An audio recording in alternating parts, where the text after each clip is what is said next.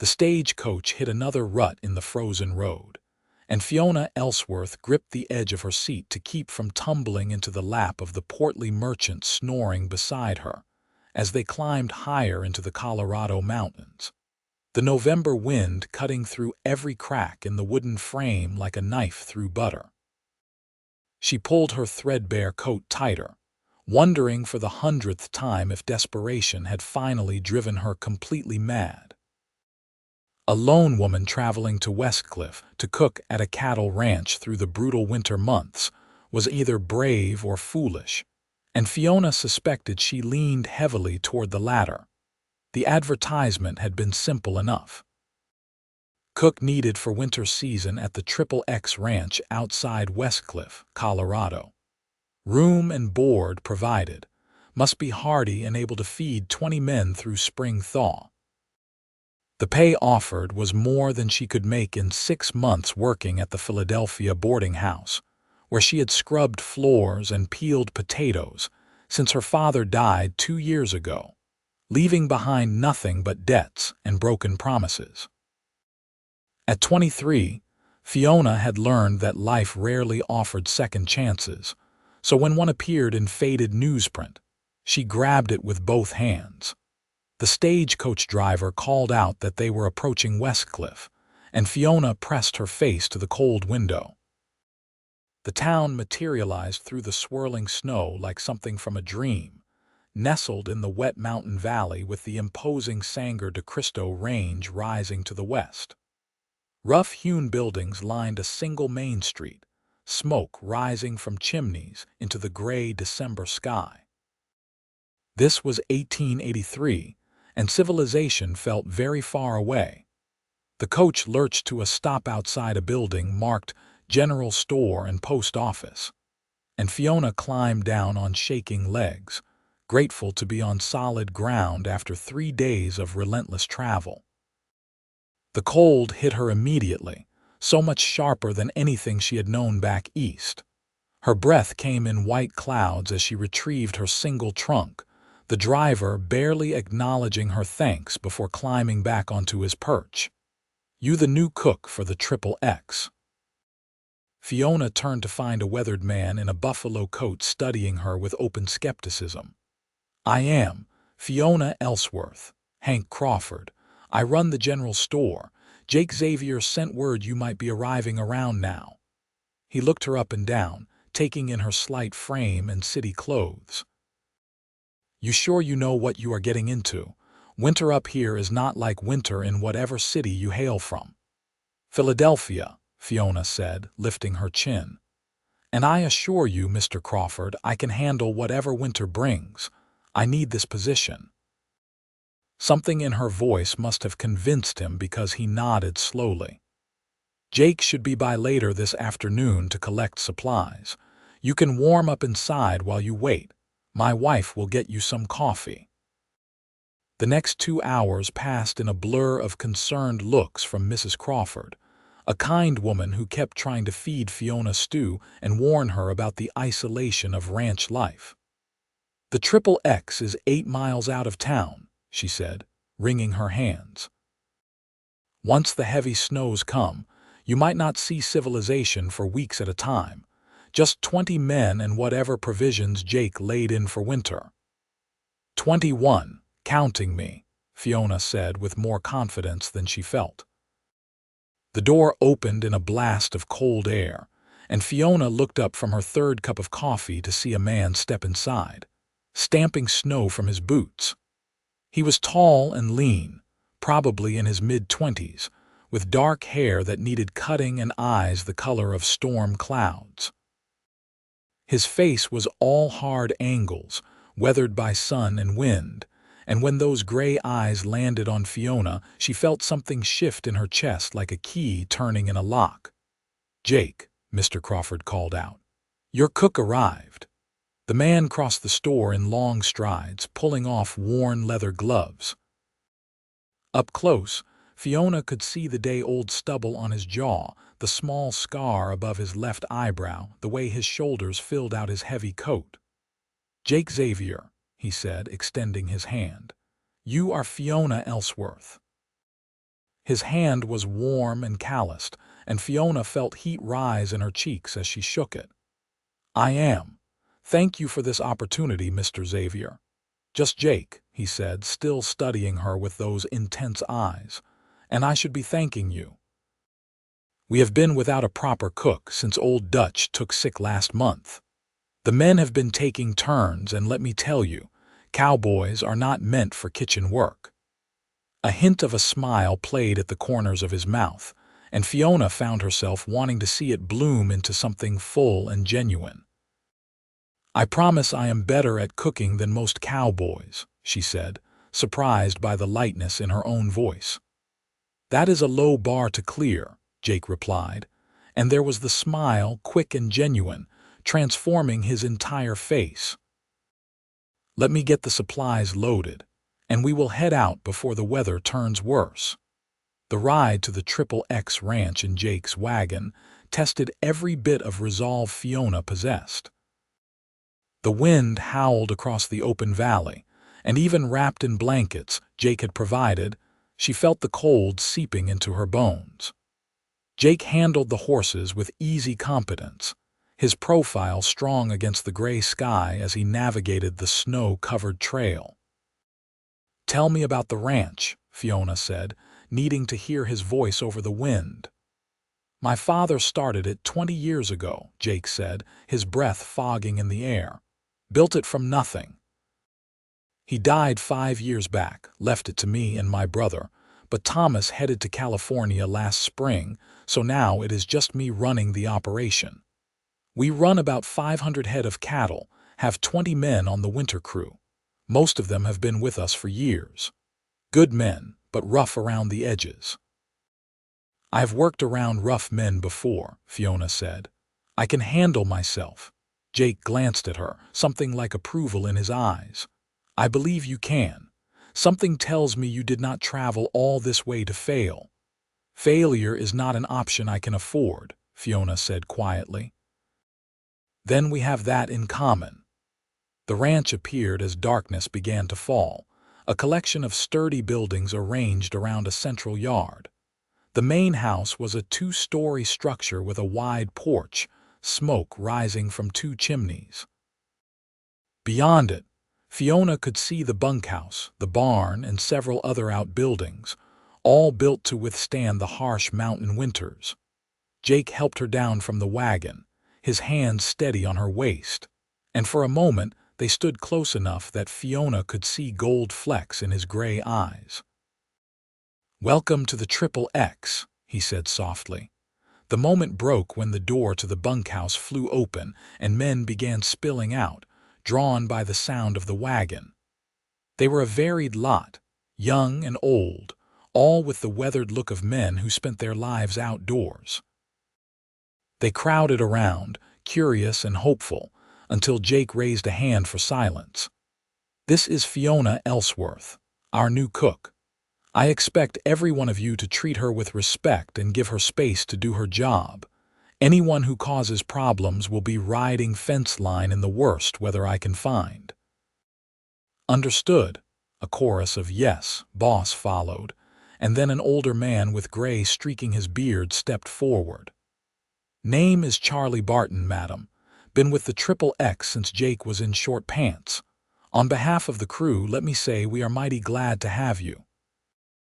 We have been eating Rico's beans for 3 weeks, and if I never see another pot of beans, it will be too soon." Laughter rippled through the group, and some of the tension in Fiona's shoulders eased. These were working men, tired and hungry, and she knew how to feed working men. "I will do my best to keep you all well fed," she said clearly. "I understand winter can be challenging, but I am here to see it through to spring thaw."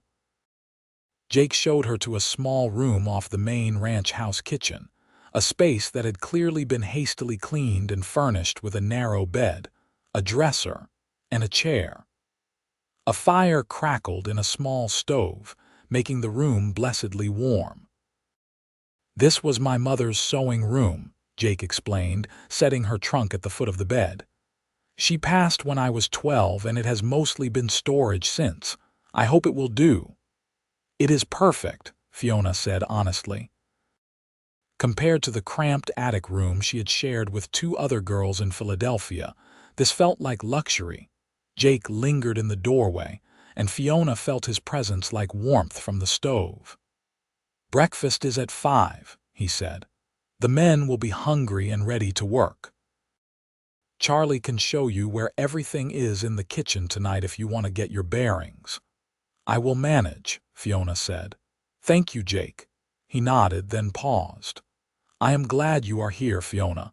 Something tells me this winter just got a whole lot more interesting." After he left, Fiona sat on the edge of the bed and let out a long breath. Through the small window, she could see snow beginning to fall again, thick and steady. She had come here to work, to earn money, to survive the winter and move on with her life. She had not come here to feel her heart race when a gray-eyed cowboy looked at her like she was something more than just hired help. But as she unpacked her few belongings and prepared to face her new life, Fiona could not shake the memory of Jake's hands on her waist, the warmth in his smile, the way he had said her name. The next morning came early and cold. Fiona was up at 4, stoking the fire in the massive cast-iron stove that dominated the ranch kitchen. Charlie had been true to his word the night before, showing her where everything was stored. The pantry and root cellar were well stocked with flour, cornmeal, dried beans, salted pork, potatoes, onions, and precious jars of preserved fruit. There was a good supply of coffee, which Charlie had emphasized was absolutely essential. "Cowboys can survive without a lot of things," he had told her solemnly, "but coffee is not one of them." Fiona had smiled and promised to keep the coffee strong and hot. Now, in the pre-dawn darkness with only lamplight to work by, she fell into the familiar rhythm of cooking. Biscuits first, her hands quick and sure with the dough. Then bacon sizzling in enormous skillets, filling the kitchen with its rich aroma. Scrambled eggs, dozens of them. Pan gravy. More coffee than she had ever made in her life. The men began filing in at 5 sharp, stomping snow from their boots, their faces lighting up at the spread before them. Jake came in last, and Fiona felt his eyes on her as she moved between stove and table, keeping platters full and coffee cups topped off. "Madam, this is the finest breakfast I have had in months," one young cowboy declared, his plate piled high with seconds. "Better than your own mother's," Fiona teased. "Do not tell her I said so, but yes, madam." Laughter filled the room, warm and genuine, and Fiona felt something inside her unfold. This was more than just a job. This was belonging, at least for the winter. Jake caught her elbow as the men filed out into the cold dawn. "That was incredible," he said quietly. "Thank you." "Just doing what I was hired to do," Fiona replied, but she could not help the pleased flush that rose in her cheeks. "It is more than that," Jake said, and his hand was still on her arm, warm even through her sleeve. "You gave them something to look forward to. That matters more than you know when winter sets in hard." The days fell into a pattern. Fiona rose before dawn to make breakfast, spent her mornings preparing the substantial midday meal the men needed, and her afternoons cooking dinner and baking bread for the next day. The work was relentless, but it was honest work, and she was good at it. The men treated her with careful respect, but it was Jake who drew her attention always. He was everywhere on the ranch, fixing equipment, checking the herd, making sure his men had what they needed. He moved with easy confidence, completely at home in this harsh landscape, and Fiona found herself watching for him throughout the day. He started coming to the kitchen in the evenings after the men had eaten, ostensibly to discuss supplies or the next day's plans, but their conversations quickly moved beyond logistics. They talked about books, about family, about the dreams they carried. "I want to make the XXX the best ranch in Colorado," Jake told her one night as they sat at the kitchen table, the rest of the house quiet around them. "My father built something good here, and I want to build it into something great." "You will," Fiona said with certainty. "Anyone can see how much you care about this place, about your men." "What about you?" Jake asked, leaning forward. "What do you want, Fiona?" No one had asked her that in years. Fiona stared at the coffee cup in her hands, considering. "I want a place to belong," she said finally. "I want to be more than just someone struggling to survive. I want to matter." "You matter," Jake said, and his voice was so sincere that Fiona had to look up, meeting those storm-gray eyes. "You matter to the men. You matter to the ranch." He paused, and something flickered across his face. "You matter to me." The air between them seemed to thicken, charged with something Fiona could not quite name. She wanted to reach across the table to touch his hand, to close the small distance between them. But fear held her back. Fear of ruining this position she needed so desperately, fear of wanting something she might not be able to keep. "I should get some rest," she said instead, standing quickly. "Tomorrow is going to be busy." Disappointment flashed in Jake's eyes, but he nodded. "Good night, Fiona." "Good night, Jake." December deepened, and with it came the true mountain winter. Snow fell in earnest, piling high around the ranch buildings. The temperature plummeted, and the world became a study in white and gray, beautiful and brutal in equal measure. The men worked in shifts, breaking ice on water troughs, feeding the cattle, checking fence lines. Fiona kept the kitchen warm and welcoming, a refuge from the bitter cold. She learned each man's preferences, who liked extra gravy and who preferred their coffee sweet.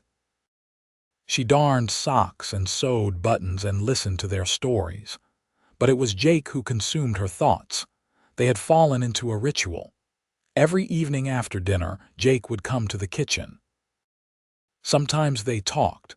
Sometimes they sat in comfortable silence as Fiona kneaded bread dough or peeled apples for pie. Sometimes Jake would read aloud from one of the books in his father's library while Fiona worked, his deep voice wrapping around her like warmth. She was falling in love with him. The realization came to her one night in mid-December as she watched him laugh at something Charlie had said. Fiona loved the way Jake cared for his men, the way his whole face softened when he smiled, the way he always made sure she was not working too hard. She loved his strength and his kindness, the careful way he handled everything from skittish horses to her own bruised heart. It terrified her. "You are thinking awfully hard over there," Jake said, and Fiona realized she had been staring at him while supposedly chopping onions for tomorrow's stew. "Just planning meals," she lied. Jake stood and crossed to where she worked, close enough that she could smell leather and pine and cold air on him. "Fiona," he said softly, "I have been trying to be respectful. You work for me and I know that complicates things, but I need you to know something." Her heart was hammering so hard she was certain he could hear it. "What?" "I think about you all the time," Jake said, his voice rough with honesty. "When I am out checking the herd, when I am fixing fence, when I am trying to sleep, you are always there in my thoughts. The way you laugh, the way you hum while you cook, the way you care for my men like they are your own family. I am falling for you, Fiona. I have been falling since the moment you stepped off that stagecoach." Fiona set down her knife with shaking hands. "Jake, I do not know if this is wise." "Probably not," he agreed, "but I have never been good at taking the easy path." He reached out slowly, giving her time to pull away, and brushed a strand of hair from her face. His fingers lingered on her cheek. "Tell me I am alone in this and I will step back. I will be nothing but your employer. But if you feel even a fraction of what I feel, then please, Fiona, tell me." "I am scared," she whispered. "Of me, of this, of caring too much, of losing something precious before I have even had a chance to hold it." Jake's thumb traced along her jawline, and Fiona felt herself leaning into his touch. I cannot promise that nothing will ever hurt or that things will be easy, but I can promise that what I feel for you is real, and if you give me a chance, I will do everything in my power to make you happy. I think about you too, Fiona admitted, the words tumbling out. I try not to, but I cannot help it. You are kind and strong and everything I did not know I was looking for. Then let me court you properly, Jake said. I know we are doing this backward, with you already living here and working for the ranch, but I want to do this right. Yes, Fiona breathed.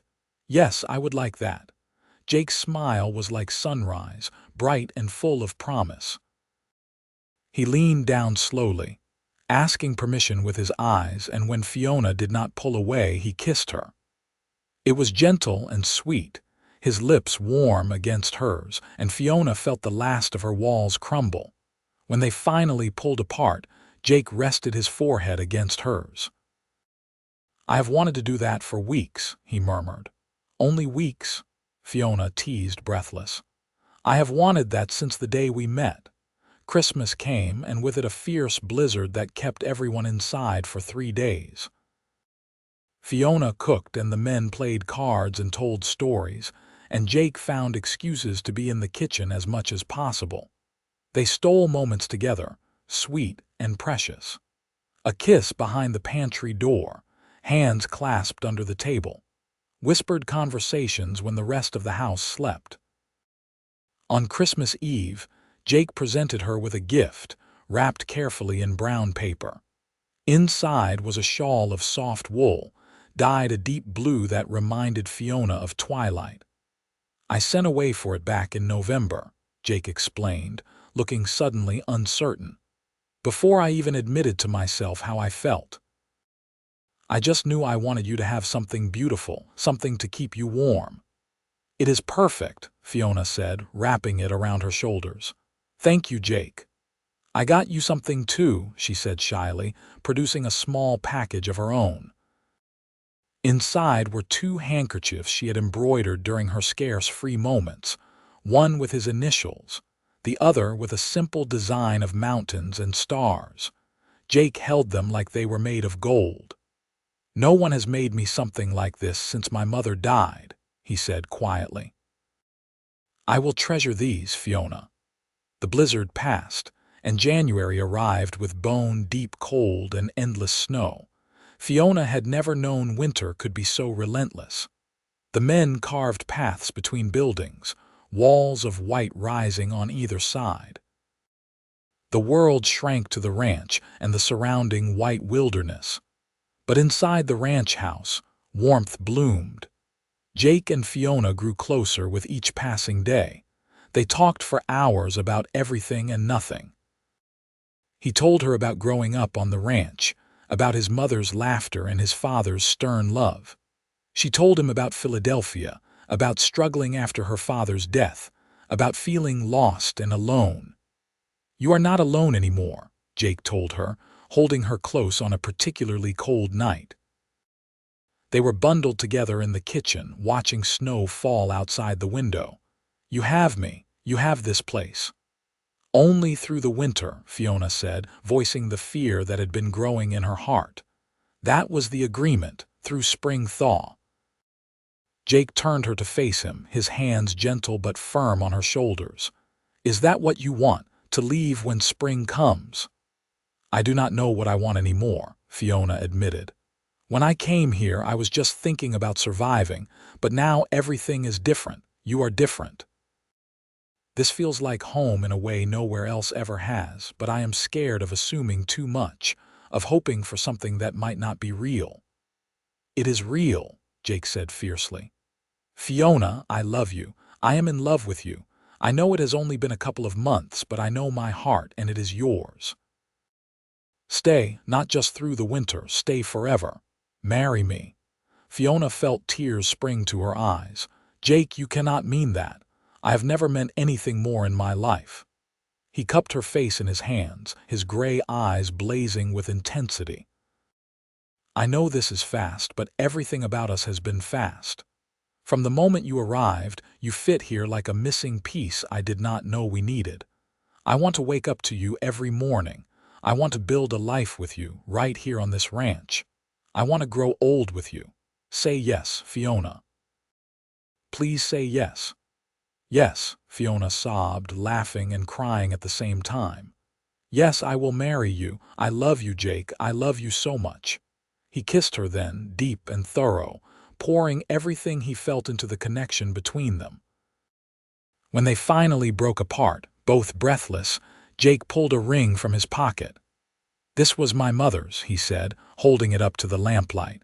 It was simple gold with a small diamond, worn smooth by years. My father gave it to me before he died, told me to save it for the woman I could not live without. That is you, Fiona. You are the woman I cannot live without.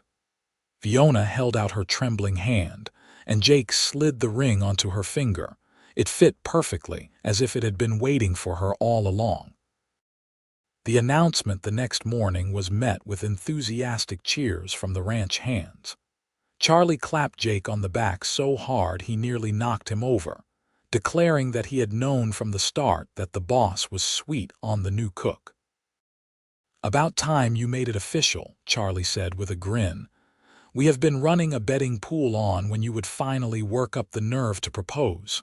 Who won? Jake asked, laughing. Rico. He said before February.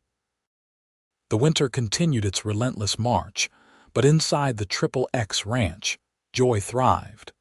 Fiona and Jake began making plans for a spring wedding, simple but meaningful. They would be married in Westcliff, with the ranch hands as witnesses and the whole town invited to celebrate.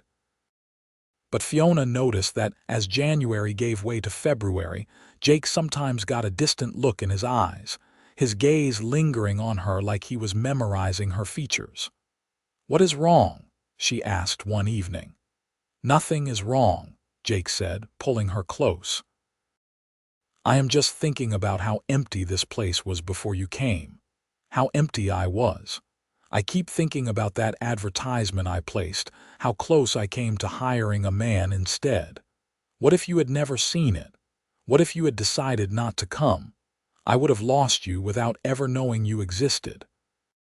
But I did come, Fiona said, kissing him softly. I am here and I am not going anywhere. Promise me, Jake said urgently. Promise me you will stay past the thaw, not because you said you would marry me, but because you want to, because this is where you belong. I promise, Fiona said solemnly. I am home, Jake, finally, truly home. February brought some of the worst weather yet. A massive storm swept down from the north, howling for days. The men could barely get to the barn and back, and several of them simply stayed in the barn with the animals rather than risk the journey to the bunkhouse. Fiona worried constantly, making sure hot food and coffee were ready whenever someone managed to make it to the main house. Jake was out in the worst of it, checking on his herd, and Fiona felt every minute of his absence like a physical ache. When he finally stumbled in on the third day of the storm, half frozen and exhausted, Fiona helped him out of his snow-crusted coat with shaking hands. Do not ever scare me like that again, she said, her voice breaking. The cattle, Jake said through chattering teeth. I do not care about the cattle, Fiona said fiercely, wrapping him in blankets and pushing him toward the stove. I care about you. Promise me you will be more careful. Jake caught her hand, holding it tight. I promise. I have too much to live for now to take foolish risks. The storm finally blew itself out and the men began the hard work of digging out and assessing the damage. They had lost some cattle, frozen in the drifts or separated from the herd, but it could have been much worse. Jake's careful preparations and the men's hard work had saved most of the herd. March arrived with tentative signs of change. The days grew slightly longer, the sun slightly warmer. The snow began to settle, no longer the light powder of deep winter but the heavier, wetter snow of approaching spring. The thaw is coming, Jake said one morning, watching the icicles drip from the roof edge. He turned to Fiona with a soft smile. "You came to cook through winter. But winter is almost over. Are you trying to get rid of me?" Fiona teased, but there was real vulnerability in her eyes. Jake pulled her into his arms, right there in the kitchen with the morning sun streaming through the windows. "Never. I want you to stay, Fiona. I want you to stay forever. I want you to marry me in the spring, and I want to spend the rest of my life loving you." "Then that is exactly what we will do," Fiona said, standing on her toes to kiss him. They set the wedding for the first Sunday in April, when the worst of the winter would be past, but the roads would be clear enough for travel. Mrs. Crawford took charge of helping Fiona prepare, bringing fabric samples and chattering excitedly about decorations. "I knew the moment I saw you two together," she declared. "Some people are just meant to be." Fiona thought about that as she stood in her small room, looking at the simple white dress Mrs. Crawford had helped her sew. Meant to be.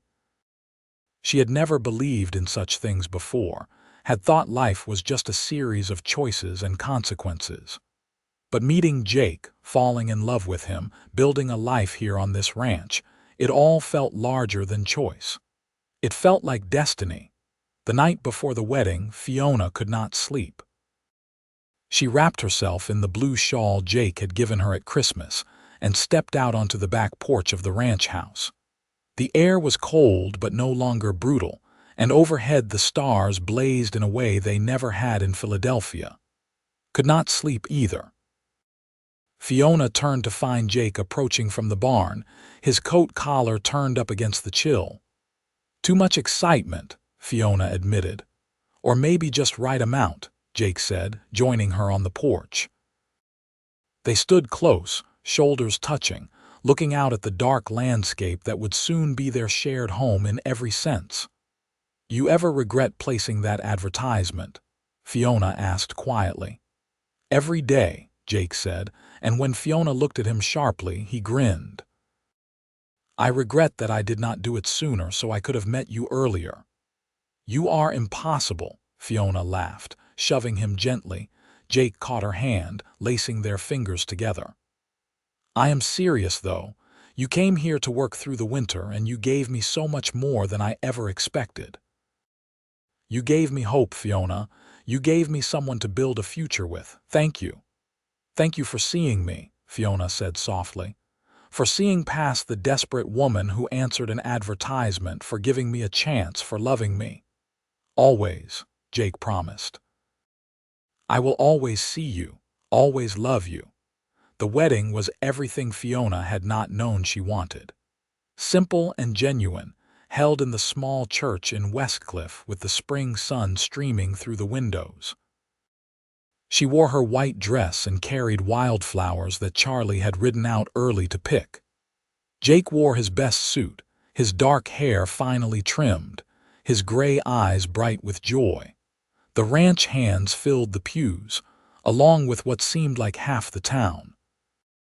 Mrs. Crawford cried happy tears, and Mr. Crawford gave Fiona away, declaring that it was an honor to stand in for her father. "Do you, Jake Xavier, take Fiona Ellsworth to be your lawfully wedded wife?" the minister asked.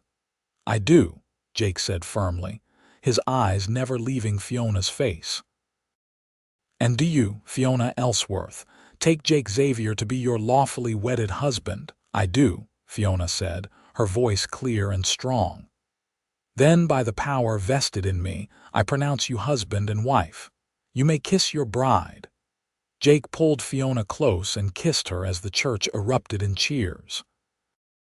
When they finally pulled apart, both of them were laughing. "Hello, wife," Jake murmured. "Hello, husband," Fiona replied, loving the way the word felt in her mouth. The celebration continued at the ranch, where tables had been set up and food prepared. Fiona had spent days cooking with Mrs. Crawford's help, determined that her wedding feast would be memorable. There was roasted beef and ham, potatoes and fresh bread, pies and cakes. The men played music on fiddles and harmonicas, and everyone danced in the spring sunlight. As evening fell, Jake pulled Fiona away from the celebration, leading her to a small rise behind the ranch house. From here, they could see the entire valley, the mountains rising in the distance. The ranch spread below them. "This is all ours now," Jake said, his arm around Fiona's waist. "Our home, our future, our life," Fiona added, leaning into him. "I know we did things backward," Jake said. "You coming here as an employee, falling in love, getting married so quickly, but I would not change a single thing. You are the best thing that ever happened to me, Fiona Xavier." Hearing her married name made Fiona's heart swell. "You are the best thing that ever happened to me too. I came here broken and lost, and you helped me find myself. You gave me a home."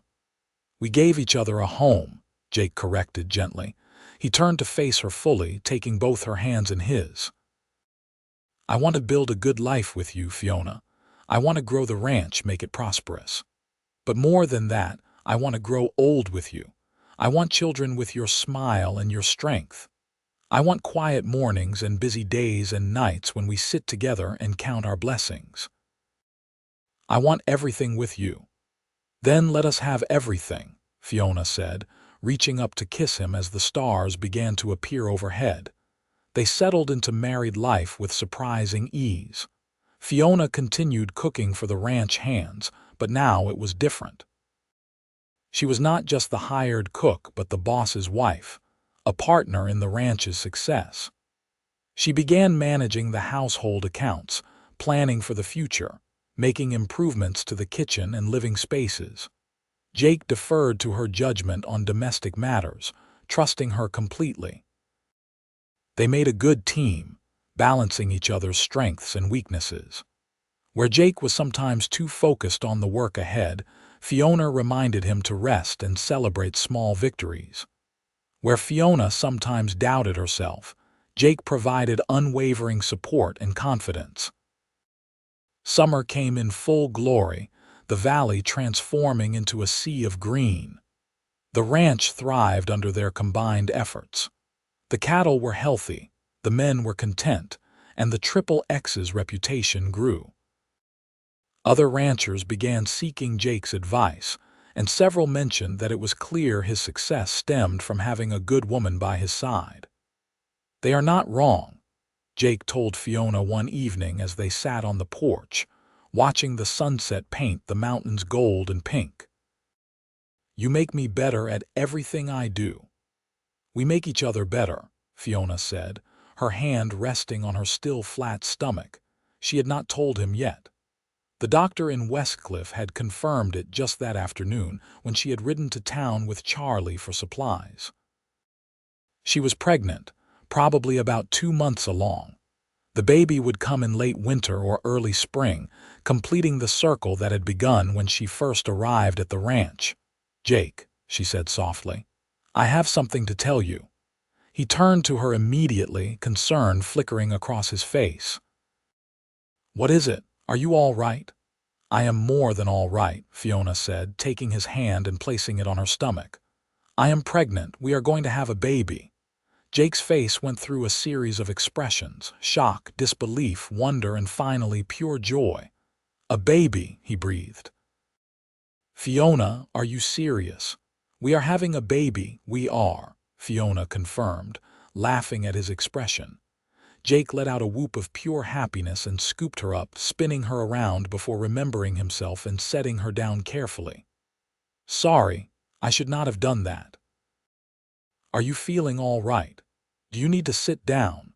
Should you be working so hard in the kitchen?" "Jake, I am pregnant, not fragile," Fiona said, but she was touched by his immediate concern. "I am perfectly healthy and I can continue my normal activities for months yet." "I am going to be a father," Jake said wonderingly, his hand returning to her stomach. "We are going to be parents. Fiona, this is the best news. This is everything." That night, lying in bed with Jake's arm around her and his hand protective over her stomach, Fiona reflected on the strange and wonderful path her life had taken. A year ago, She had been alone and desperate in Philadelphia. Now she was married to a man she loved beyond measure, expecting his child, secure in a home that welcomed her. "I love you," she whispered into the darkness. "I love you too," Jake murmured, already half asleep. "Both of you." The news of the baby spread through the ranch like wildfire, and the men were as excited as if they were all expectant fathers themselves. Charlie appointed himself Fiona's personal guardian, refusing to let her lift anything heavy and constantly asking if she needed anything. "I am fine," Fiona insisted for the 100th time. "Charlie, I promise, I will let you know if I need help." "You better," Charlie said gruffly. "We have all gotten attached to you, and we want that baby to arrive safe and healthy." The pregnancy progressed smoothly through summer and into fall. As Fiona's belly grew, so did her happiness. Jake was attentive and loving, constantly concerned with her well-being but also treating her like the capable woman she was. They spent long evenings planning for the baby, discussing names and arguing good-naturedly about whether they were having a boy or a girl. "I think it is a boy," Jake said one October evening, his hand on Fiona's rounded stomach. "He's going to be strong and stubborn, just like his mother." "Or she's going to be strong and stubborn," Fiona countered, "and kind and hardworking like her father." "Either way, this is one lucky child," Jake said, leaning in to kiss her. "Having you as a mother." When winter arrived again, Fiona found herself thinking about the year that had passed. This time last year, she had been a stranger arriving in a snowstorm, uncertain and afraid. Now she was watching the first snowfall of the season from the warmth of her home, her husband's arms around her and their child growing inside her. "What are you thinking?" Jake asked, his chin resting on top of her head. "About last winter," Fiona said. "About how scared I was, how uncertain, about how you looked at me in the general store that first day." "How did I look at you?" Jake asked, curious. "Like maybe, just maybe, I was exactly what you had been waiting for," Fiona said softly. "You were," Jake said simply. "I just did not know it yet." The baby came in late February during a brief warm spell between storms. The birth was long and difficult, with Mrs. Crawford serving as midwife and Jake pacing the floor outside the bedroom until Charlie threatened to tie him to a chair. But when Fiona's cries finally gave way to a baby's wail, Jake burst through the door to find his wife exhausted but smiling, holding a tiny bundle wrapped in soft blankets. "It is a boy," Fiona said, tears streaming down her face. "Jake, we have a son." Jake approached slowly, almost reverently, looking down at the tiny red face of his child. The baby had dark hair like his father and was making his displeasure at being born known with lusty cries. "He is perfect," Jake breathed. "Fiona, he is absolutely perfect. You are perfect." "I cannot believe you just did that. You are the strongest person I know." "Do you want to hold him?" Fiona asked. Jake took his son with careful hands, marveling at how light the baby was, how impossibly small. The baby quieted slightly at his father's touch, and Jake felt his heart crack wide open with love. "Hello, son," he murmured. "Welcome to the XXX Ranch. I am your father, and I promise to do my best by you." They named him James Thomas Xavier after both their fathers. Little James proved to be as strong-willed as predicted, with healthy lungs and an insistent cry when he wanted something. But he was also sweet-natured, settling quickly when held, watching the world with solemn gray eyes that matched his father's. Fiona proved to be a natural mother, despite her fears. She balanced caring for James with running the household, though Jake insisted on hiring a girl from town to help with the cooking and cleaning so Fiona could focus on the baby. "You did not hire someone to help me last year," Fiona pointed out, amused. "Last year you were not recovering from childbirth and caring for our son," Jake said firmly. "Let me take care of you, Fiona. Let me help." The ranch hands doted on baby James, taking turns holding him and making ridiculous faces to coax out his rare smiles. Charlie was especially smitten, carving wooden toys and declaring that young James was going to grow up to be the finest rancher in Colorado.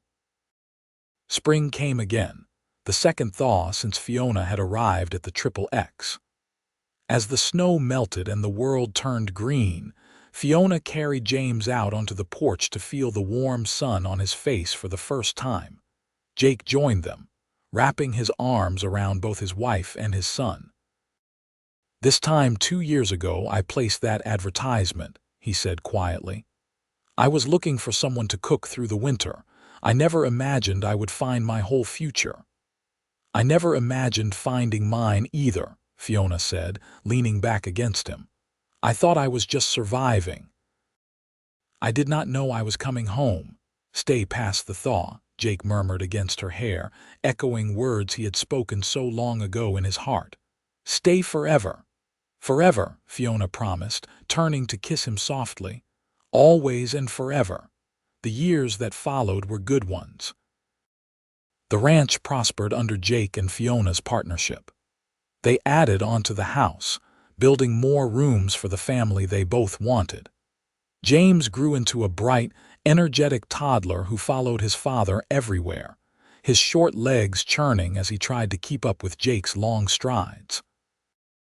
2 years after James was born, Fiona gave birth to a daughter. They named her Margaret Rose after Jake's mother and Fiona's grandmother. Margaret had Fiona's dark blonde hair and Jake's smile, and from the moment she arrived, she had her father wrapped around her tiny finger. "I am in trouble," Jake confessed to Charlie, holding his sleeping daughter. "I already cannot say no to her." "That is what daughters do," Charlie said with a knowing grin. "They turn even the toughest men to mush." Life settled into a comfortable rhythm. Jake continued to build the ranch's reputation, and Fiona became known throughout the valley for her kindness and strength. She organized gatherings for the other ranch wives, started a small school for the children of the ranch hands, and kept the household running smoothly. But it was in the quiet moments that Fiona found the most joy. Evenings when the children were asleep, and she and Jake could sit together, talking about their day. Mornings when James would climb into their bed, followed shortly by Margaret, and they would all cuddle together as the sun rose.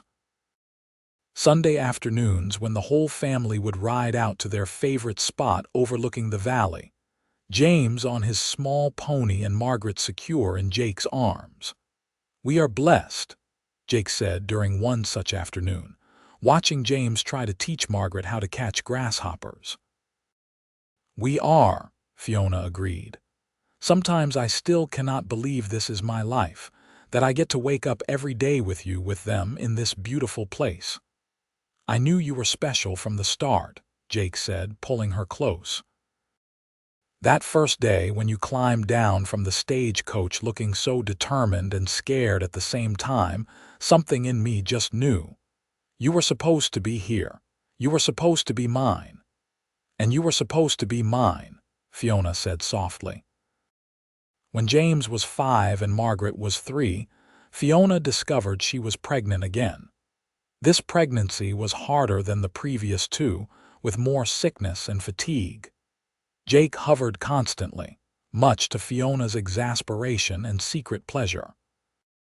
"I am fine," she insisted as he helped her sit down for the 3rd time that morning.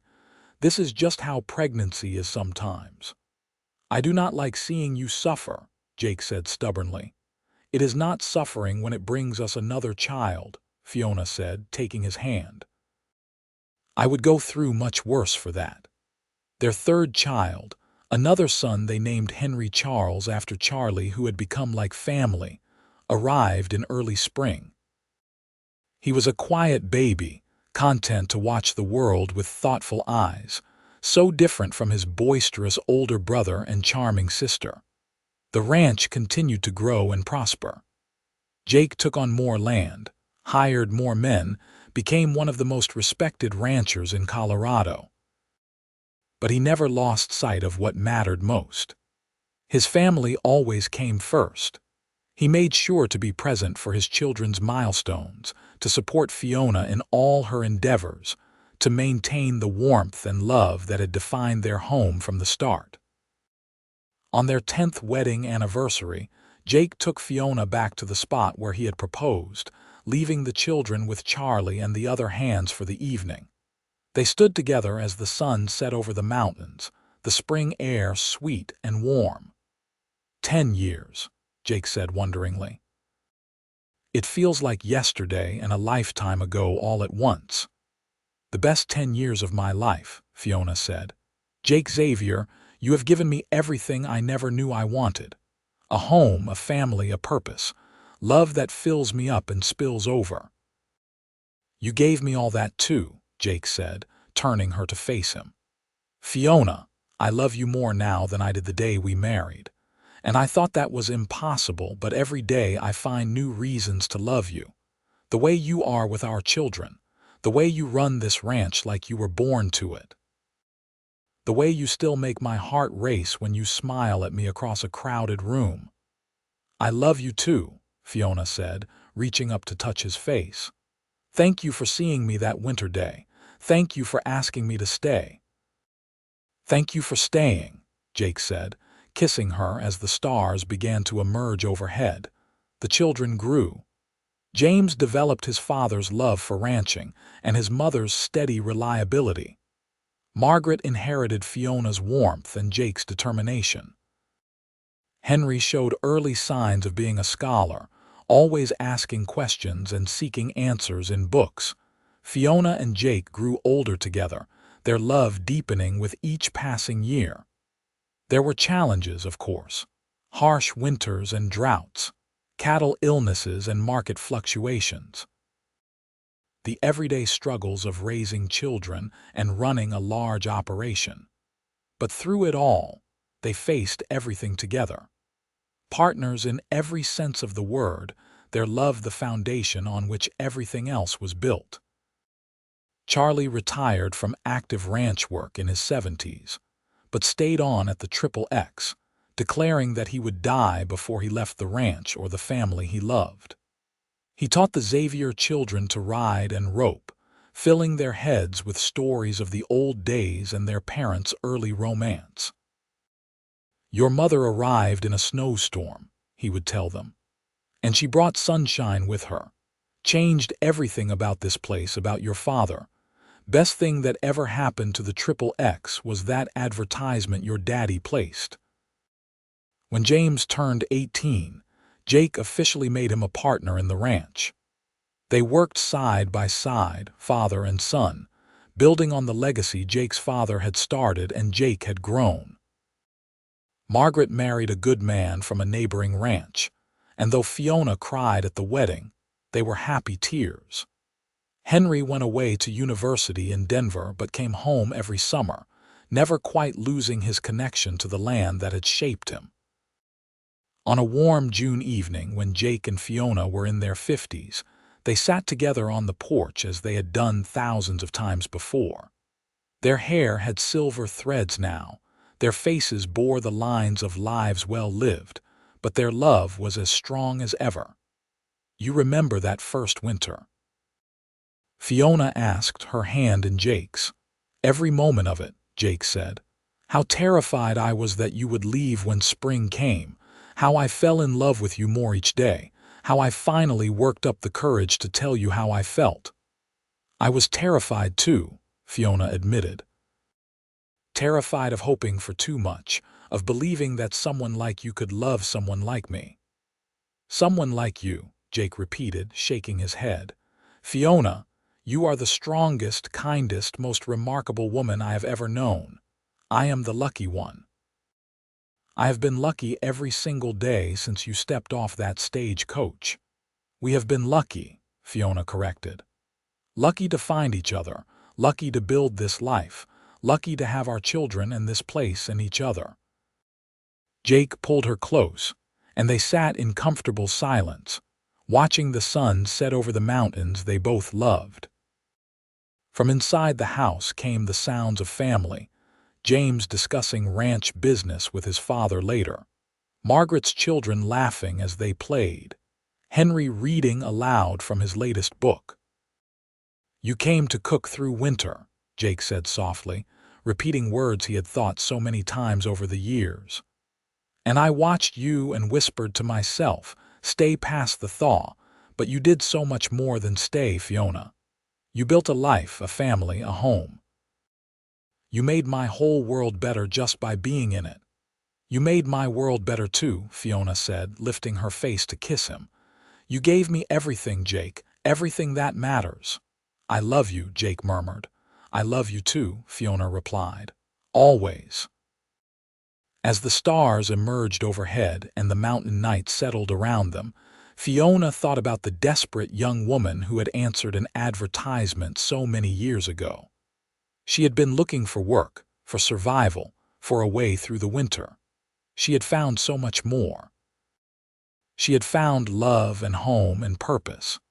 She had found Jake, and in finding him, she had found herself.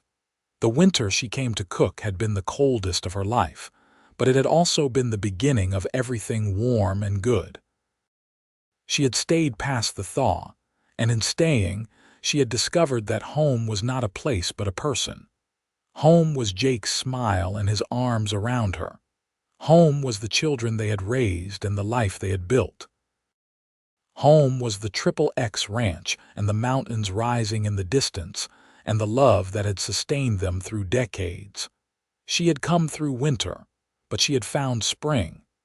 And that spring had lasted a lifetime, growing richer and more beautiful with each passing year.